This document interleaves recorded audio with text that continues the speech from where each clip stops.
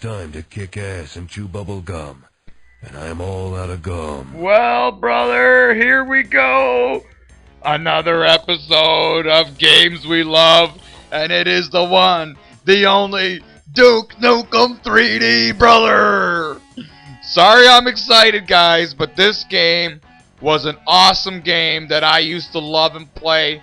I didn't consider it a game back then. This was part of my life. It would affect my grades. It would affect my eating habits. It would even affect how I dream and sleep. This was the one and only game, Duke Nukem 3D, where you would develop friendships and even create enemies. I don't know where that's coming from, brother, but this is the one game that I can't wait to review right now. Now, Duke Nukem 3D back then was revolutionary because we all know about Doom. Remember, we used to play Doom where you couldn't jump, and it was a wonderful game. It was a wonderful online deathmatch game. Then Duke Nukem 3D came about with all the perks of jumping up and down and jetpacks and steroid packs and med kits. It was a wonderful game, atomic health thingies and little, I remember even the little teleports that you would do. But this game had everything that you needed in a wonderful 3D game. Now, if you're wondering about Duke Nukem, before Duke Nukem 3D even came about, as we do a little flashback, it was Duke Nukem 2D. It was not called Duke Nukem 2D, as I'm going to tell you right now. But as you see on the screen, this was the game, and it was for the DOS. It was for the computer DOS, and I remember playing this on with the keyboard. You know, the arrow keys, controller was jump, alt was fire. And I remember I just never liked playing this game, but my brother used to bring me games, and you had to play it or he would get emotional about it. But then he came home one day with Duke Nukem 3D, and I told him I'm not getting back to that game ever again. I'm not going back there. And he says, be quiet. It's not the same game. It's the same name, but a different game. Yes, that rhymes. But Duke Nukem 3D, and when we started playing it, we just fell in love with it. And we actually took it a step further after we played the single-player game. The single-player game is not even the fun part of the game, to tell you the truth. It was all about the multiplayer. And I remember with my 14.4 modem, I used to play online. And even with my good buddies, we took our talents to South Beach. I'm just kidding. I'm pretending I'm LeBron James. But we took our talents to the network cafes to play against other tough guys. And I remember it was such a battle. As you would enter in these tournaments, guys, it was like $10 for this tournament, and you had a chance to win mad money. And I remember keeping an eye on my friends to see how they were doing, and I even won a couple tournaments. I remember I was celebrating, parading down the streets of Ontario like the Leafs won the Stanley Cup. I was so happy as you would face all these bozos. But it was just a wonderful game. But this type of game, when we used to go to these tournaments, it's like an athlete. A baseball player, a real baseball player, when he goes to a game, he brings his lucky bat, a bat that he's comfortable with, right? You can't deny it. You know it. Pujols wears his right bat. He plays with the right bat. A hockey player, Sidney Crosby, always uses the stick that he feels more comfortable with. And the same thing with top Duke Nukem players. I remember back in the day, I used to spend a 45-minute bike ride every month to go to a place called Computer City. Now, Computer City, it was a gem for me, being a Duke Nukem player. It had this mouse, and it was called a PC accessory mouse.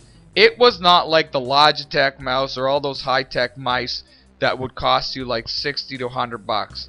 This PC mouse was only $6.99, and I just felt that it was a 3-button mouse, which was sort of revolutionary back then.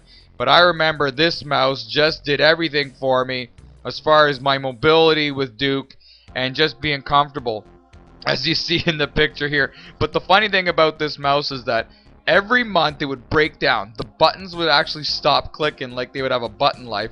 But I remember taking my mouse to these tournaments, and people would always look at me funny because they're like, sit down and you're the Duke number 3 contestant. And I'm like, let me take out your mouse and put in my PC accessory mouse. because that's the one that I feel most comfortable with. But moving on, I remember when we used to have these morning practices with my buddies. I am not joking. You guys are probably laughing at your table or at your desk there. But I would tell the boys, bring me some coffee and we will practice in the morning to simulate a deathmatch game. Because I remember all these deathmatch games would always be at nighttime. We would always get together in the morning. My parents thought we were crazy, you know, playing these Duke Nukem games really early in the morning, and we used to edit the DLL file and do just shotgun matches for hours and hours to perfect our accuracy and our mobility.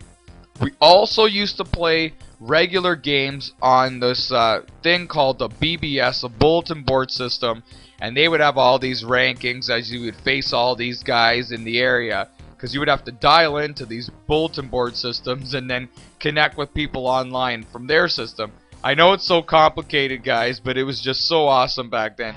Now you got the networks, so it's a little different now. And like PS3 online, Xbox 360 Live. But forget the chatter, let's get into the game. So here's Duke Nukem 3D. As you see here with the shotgun, the best weapon, boys. And I know some people are going to send me a message and say, no, you're wrong. But the best weapon is the shotgun. If you are lethal with the shotgun, you can take off so much power. In 100 health, you could take off 90 and then finish them off with one more shot. And it was just an amazing weapon, especially since the shotgun was available in all the levels pretty much. You know, the BFG and the semi-automatics, it was very hard to get them in certain levels. But the shotgun was there, as you see on the Hollywood Holocaust deathmatch. And the spawning in this game, especially in this level, was cruel, because if you're really good, the spawning areas, there's only about 3 or 4 different spawning areas. You can find your guy and just soup up and keep on getting at him, especially when you kill him. I remember when I would be like on 200 health and I would be on a rampage, I would just hit the steroid booster and then hunt the guy down and then just keep on shooting him, not really giving the guy an opportunity to reload with his weaponry. I never really used the jetpack as much as people usually would in this level. You know, I kind of like being on foot, you know, but other people had their different styles. It was just what you want. Even a lot of guys like the automatic gun. A lot of other guys, you know, even like the rocket launcher. But once again, preference is key. I believe shotgun was the best. Another thing too, with the BFG gun, there is a slight chance, you know, you could kill yourself by ricocheting it off the wall. But with the shotgun, I'm gonna stop talking about the shotgun, but it was just a great thing to use. And it was also a wonderful game to develop, like, especially back then, to develop skills as far as like agility with hand-eye coordination. I don't know if that really made any sense, but to develop hand-eye coordination and precision was great with this game. You know how there was a study a long time ago. I know I'm a little sidetracking here, but there was a study showing that people that play video games, kids that play video games, were better with as far as hand-eye coordination. And with Duke Nukem 3D, you know, it really, you had to concentrate. It wasn't like playing a baseball game. You know, sometimes at night I'm playing my baseball season and I'll like fall asleep, and you know, I could still win the game. But with the Duke Nukem game, you really had to be on your toes. And I remember sweating big time playing this game because it was just so intense. Playing with your friends, I remember that wonderful level, LA Rumble, and you would play with your buddies, and you would always be so focused, because the one thing that was on your mind the most, guys, and you're probably thinking the same thing, was your pride. You did not want to go into a Duke Nukem deathmatch with a buddy at school or somebody online and lose really bad. You wanted to go fight for fight and make sure that you were delivering your skills and showcasing your talents and letting people know that you are a good Duke Nukem player. But anyhow, guys, I'm rambling on. You know what? I could talk about Duke Nukem all day long, It was a wonderful game. The other day I was actually bored and looking for servers that would play Duke Nukem. I wanted to put this video out because I know it's on the eve of Duke Nukem Forever, but unfortunately, it didn't really get a good review on all the websites, and I don't know if I'm going to get it or not. But I would love to go back and play some Duke Nukem 3D, the original 3D game, because that was the one game that had people rumbling in the 90s. A wonderful online deathmatch game. I remember my heart would race when I would hear Duke Nukem scream when you'd get down to your last little bit of health. And he would just do that little scream. And I remember even losing, going back to the drawing board, talking to my buddy. We would go to a coffee shop and talk about our strategy. And I remember telling him certain days I'm not good with the shotgun. I got to be sharp with the shotgun. And I remember even the eve of the tournaments, we would sit down and go through tape. We would videotape our matches and go back and go back and watch them. It was just a wonderful time. A wonderful game, guys. And I just hope that new games in the future look at Duke Nukem 3D and try to mimic what they did, because it was an awesome game for an awesome time. Hope you enjoyed this, guys. Take care.